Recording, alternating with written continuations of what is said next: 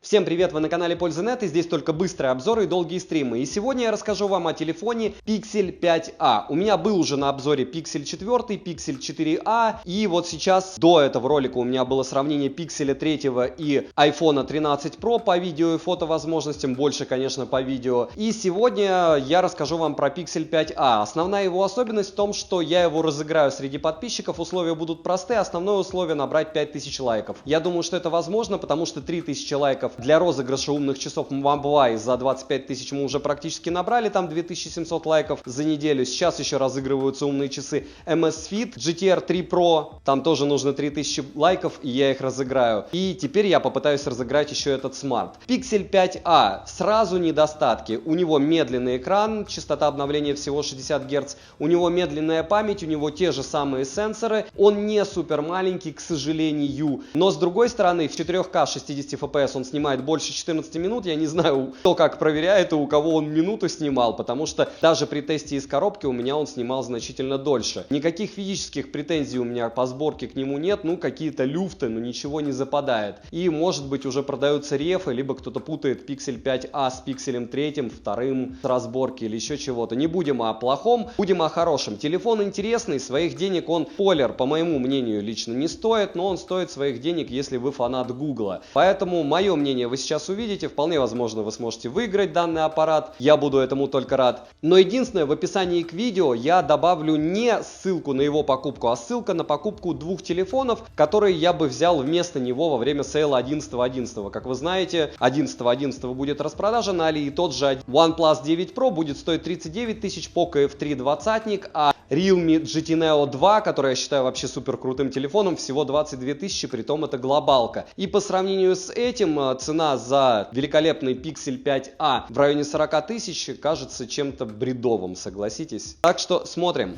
1015 на YouTube. Всем привет еще раз, меня зовут Саня. Напоминаю про розыгрыши, читаем описание, подписывайтесь с колоколом. А сегодня я расскажу вам о смартфоне всем известной марки Google Pixel 5a. И да, у меня были обзоры на Google Pixel 4, Google Pixel 4a, Google Pixel 3, который я сравнивал с iPhone 13 Pro. И везде Google показывал себя хорошо. Полетели. Итак, распаковка. Оформление коробки минималистичное, с ярким логотипом Google и неполным изображением девайса. С тыльной части его небольшое количество информации на английском языке. Коробка выполнена из плотного белого картона и пришла неповрежденная. Внутри коробки все уложено аккуратно по ячейкам. Комплектация состоит из телефона, блока питания на скромные 18 Вт с американской вилкой, кабеля для зарядки USB Type-C длиной в 1 метр, скрепки, переходника, быстрого переключателя и руководство пользователя полностью на английском языке. Напоминаю, что данный телефон в России официально продаваться не будет. Будет продаваться только у перекупов, и его выпустили зачем-то перед Google Pixel 6 и 6 Pro, обзор на который тоже будет на канале, который я уже купил. На довольно стареньком процессоре, и не совсем понятно зачем, но ладно. Запах клея в комплекте лютый, но главное, с телефона выветривается он моментально. Летим дальше. Разнообразия в выборе цветов корпуса нет. Имеется только один дизайн в черном, слегка зеленоватом виде. В целом лаконичный и ненавязчивый, но возможно слишком простенький на вид. Я вместе с телефоном, как вы заметили, купил сразу чехол оригинальный. Он хотя бы чуть-чуть веселее. Корпус изготовлен полностью из матового металла премиум класса по данным производителя, но больше похоже на приятный качественный матовый поликарбонат, даже чем-то напоминающий тактильный Soft Touch. Материал качественный, не марки, не собирает мелкие повреждения. Размеры Pixel 5a составляют 155 на 73 мм и 9,6 мм в ширину вместе с камерами. И 9,2 мм без блока камер. Весит устройство 177 граммов. Несмотря на то, что он не супер маленький, как Pixel 4 или 3, в то же время он супер легкий. Это факт. Правда, не легче, чем Xiaomi Mi 11 Lite 5G NE, допустим. Там все совсем пушиночно. По размерам сразу понятно, что блок камер выпирает совершенно незначительно и в целом выглядит аккуратно на корпусе телефона, что сейчас огромная редкость. В руке без чехла телефон очень скользкий, только, конечно, если ладошки не вспотели, тогда держится надежно. А так, как я уже и говорил, я купил к нему оригинальный чехол, и в целом теперь достаточно комфортно использовать телефон в любых условиях. Кстати, все тесты из разряда Antutu и всего остального, включая съемку, я проводил именно в чехле. На корпусе имеется рельефная серая кнопка питания, ниже, чем обычно, что достаточно непривычно. Располагается качель регулировки громкости, притом кнопки у меня не западают. Далее разъем для зарядки USB Type-C, 2 стереодинамика, прорезиненный слот на одну нано-SIM, но можно еще подкинуть и eSIM, мини-джек и 2 микрофона. Все вырезы под разъемы сглажены, кнопка питания не имеет люфта, в отличие от кнопки регулировки громкости, здесь люфт есть. Официальная заявленная защита от пыли и влаги IP67, что круто. Летим дальше. Смартфон оснащен дисплеем на 6,34 дюйма, OLED с разрешением Full HD+, 2400 на 1080 точек. Защищен дисплей стеклом довольно древненьким Corning Gorilla Glass 3, плотность пикселей достаточно неплохая, 413 ppi, пиковая яркость не особо фонтанная, 215 кандел на метр квадратный. На солнце яркости в целом хватает, единственное, что мешает обзору, это блики. Бликов здесь ого-го сколько. Частота обновления экрана, к сожалению, да, 2021 год и Android всего 60 Гц. Меню перелистывает шустро и плавно, фризов в новом устройстве нет. Как дела будут обстоять через время, посмотрим. Но вообще даже на Pixel 3 прилетело обновление 12-го Android, кстати. Автояркость работает со скачками, и в приятную яркость для глаз по ситуации она не всегда попадает. На борту темный режим для любителей, шим тут неимоверно лютый, на 100% яркости 27%, на 50% 118%, а на нуле показатели постоянно прыгают в районе 49-59%. Под разными углами тон картинки бросает сине-зеленый ярко выраженный оттенок, мультитач, конечно же, есть и берет все 10 пальцев. Разблокировать экран можно только при помощи сканера отпечатка пальцев, внедренного в корпус тыльной части. И срабатывает он не всегда точно. Плюс в него можно добавить больше 2 отпечатков одного и того же пальца. В экран же внедрена фронтальная камера средних размеров, на экране выглядит она прилично. Рамки у телефона небольшие, выраженного подбородка нет. Процессор Qualcomm Snapdragon 765G с техпроцессором 7 нанометров и 8 ядрами. Максимальная тактовая частота которого составляет 2,4 ГГц. Я бы сказал, такой атовизм в 2021 году. Графический процессор Adreno 620, модуль безопасности Titan M. Производитель дает 3 года обновления операционной системы и системы безопасности, что просто супер для владельцев данных устройств. Оперативная память совсем не самая хорошая, но самая распространенная. LPDDR4X и доступна нам только 6 ГБ. Внутренняя память совсем не топ, UFS 2.1 и доступна для выбора только 128, и расширить память SD-картой возможности нет. Я бы сказал, что вот эта внутренняя память, именно ее тип, это такой лютый фейл для данного смартфона. Я не понимаю, зачем они в столь свежий аппарат засунули такую старую память. Имеется поддержка двухдиапазонного Wi-Fi на 2,4 ГГц и 5 ГГц. Поддерживаются 5G сети, но бенды N76 нет, что актуально для нас. Сеть мобильную ловит хорошо, бенды 7 и 20 на борту, что важно для 4G. Вибра не топорная, хорошая и настраиваемая. Bluetooth не новый уже, будем считать старые версии 5.0. NFC поддерживает и Google Pay, разумеется, имеется. Системы навигации на борту такие как GPS, GLONASS, Galileo и QZSS. GPS-тест на холодную показывает точность 3 метра при условии, что рядом нет высоток. Напоминаю, что почти все смарты Realme показывают 1 метр. Емкость аккумулятора 4680 мАч,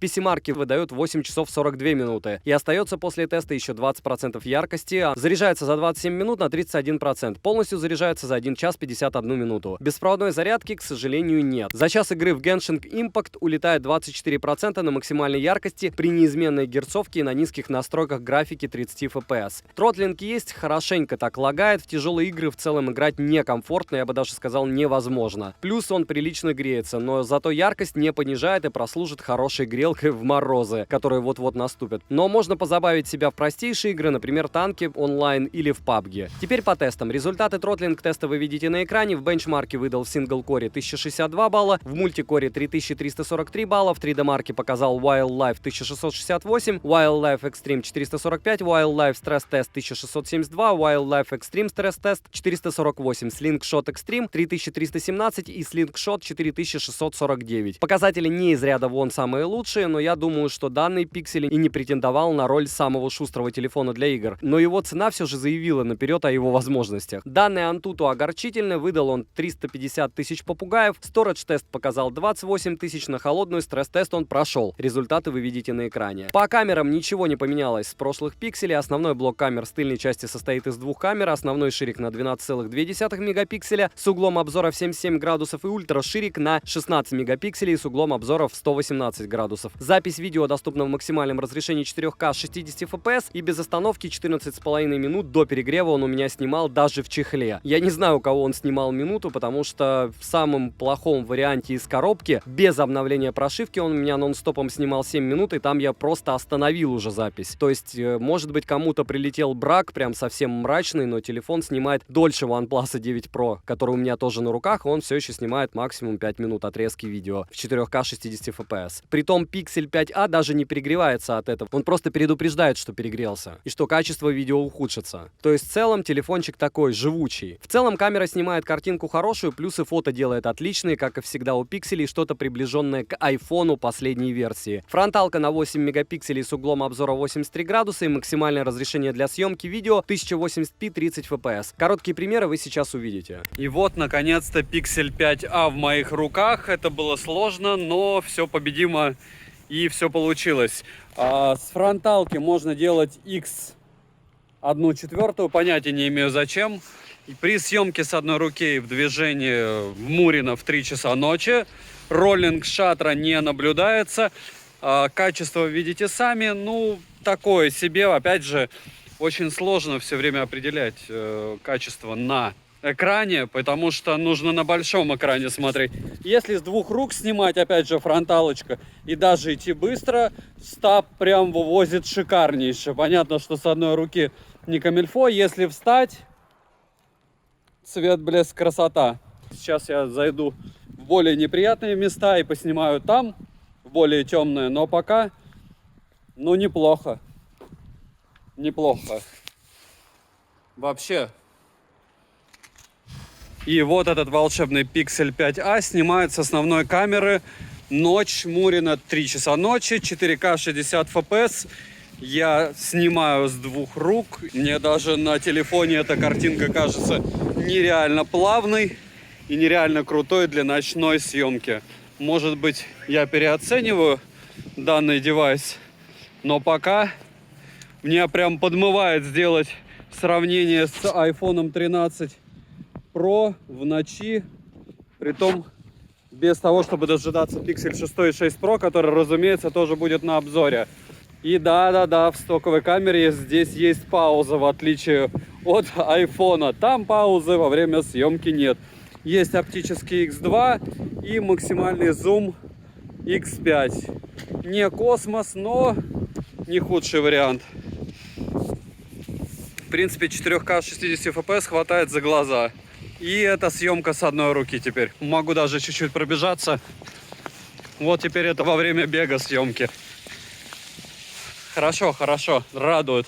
4К 60 FPS, как и просили, по газонам не хожу. Проверяем автофокус ночью на цветочке. И мне не нравится единственное шим. Возможно, вы его видеть не будете. Надеюсь. В целом автофокус отработал неплохо. Сейчас на любимой локации пройдемся. Чем она любимая? Тем, что практически все телефоны, которые бывают в моих руках, я тестирую примерно в 3 часа ночи, когда я иду со студии на работу, точнее домой. На этой локации одно освещение, одинаковые объекты, вывеска. Ну, не совсем плохо, это X5.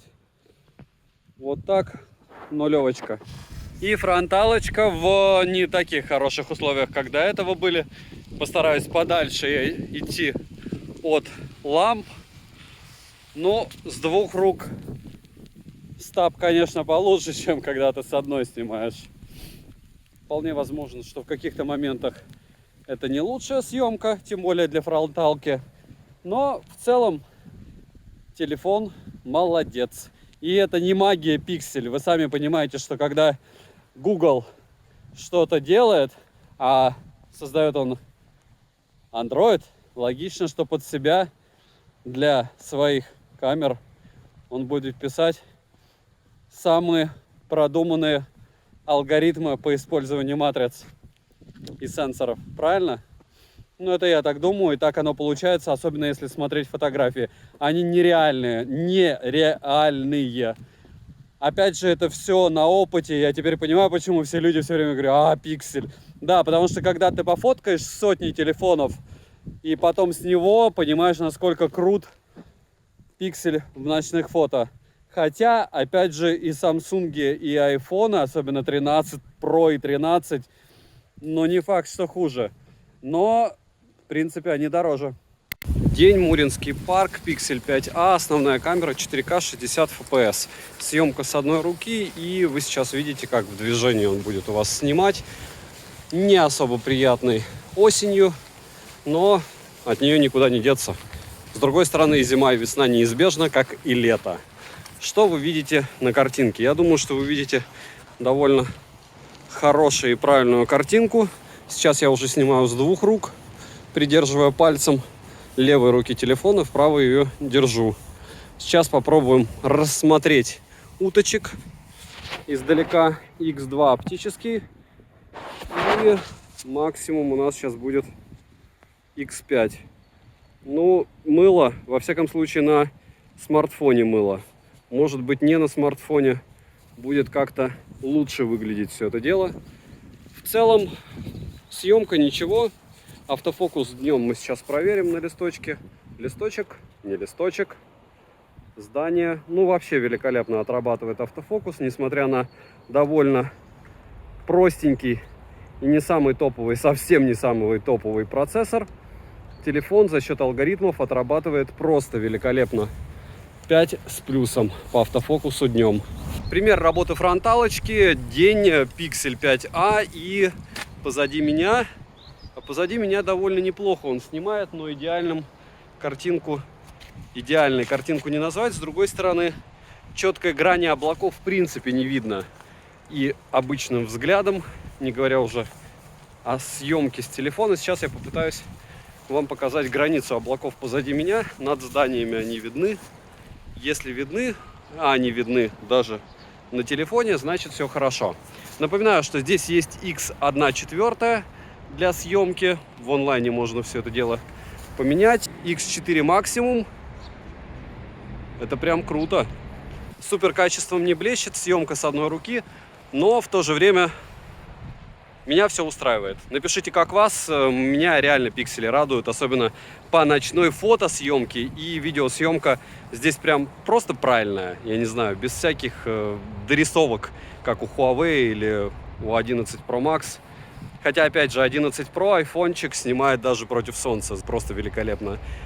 Пиксели так не умеют. Минусы. Не тянет игры, только если танки онлайн, бешеный шим у экрана, долгая зарядка, нет беспроводной зарядки, экран бликует и нет выбора цветов и памяти. Также огромный минус цена. Стоит он в районе $450, и я даже не могу его советовать рассматривать к покупке, потому что если брать, то сразу уже Pixel 6, который будет на обзоре. Либо я вам посоветую два смартфона в описании к видео. Я оставлю ссылки на их покупки. Один из них сразу спойлер, это OnePlus 9 Pro. На сейле 11.11 его можно будет ухватить за 37 тысяч рублей. Это дешевле, чем Pixel 5a, и он намного круче. Второй вы тоже увидите, и хотя у него есть проблемы, как и у всего, что существует на рынке, но не такой оверпрайс, потому что то, что сделали сейчас Pixel, это перебор. Я не понимаю, за что стоит платить такие деньги. А вот чтобы выиграть данный телефон, нам необходимо с вами набрать 5000 лайков, как я и говорил в начале видео, а чтобы вам участвовать в розыгрыше до конца ноября, если мы наберем 5000 лайков, подписаться на мой телеграм-канал со скидками по ссылке в прикрепленном комментарии и в комментарии к данному ролику хоть через пробелы написать свое имя в телеграме. Рандомно, как всегда, в конце месяца выберу победителя. Удачи вам в розыгрыше. Резюмирую, по внутрянке Pixel 5a схож с Pixel 4a, но 5a дешевле на $50. Есть отличия в экранах этих устройств, при этом, в сути дела, это не меняет, так как за $450 по меркам смартфонов в данной ценовой категории он слишком слабоват и не дотягивает до хорошего девайса, который бы хотелось рекомендовать каждому. У него нет уникальных размеров, как у Pixel 4, то есть он не ультра маленький, не замена S21, допустим, от Samsung. И даже то, что здесь чистый Android, это никаким образом не вывозит. Даже если бы вы жили в США, вряд ли бы я его мог порекомендовать. Там уже стоит просто идти 6-й Pixel покупать. Да, у него хорошая камера, но мы все любим иногда поиграть, и проблема в том, что в него спокойно не поиграешь. А по результатам тестов наглядно можно понять, что ценник на него конкретный такой оверпрайс. Подписывайтесь с колоколом, ставьте лайк за труды, пишите в комментариях, чтобы вы еще хотели увидеть на обзоре обзоре. Скоро будет топ-5 телефонов дороже 50 тысяч. Напоминаю, что на канале есть 5 топов до 15, 20, 25, 30 и 35 тысяч рублей по телефонам. Топ телефонов Xiaomi, топ телефонов Realme. Сейчас выйдет топ телефонов дороже 50 тысяч. И в перспективе выйдет топ-10 телефонов, которые я рекомендовал бы к покупке 11.11, хотя бы для перепродажи. Опять же, если успеете купить. Девайсу для фанатов да, если вы яростный поклонник Google. От меня нет. Добра и удачи вам, дорогие друзья.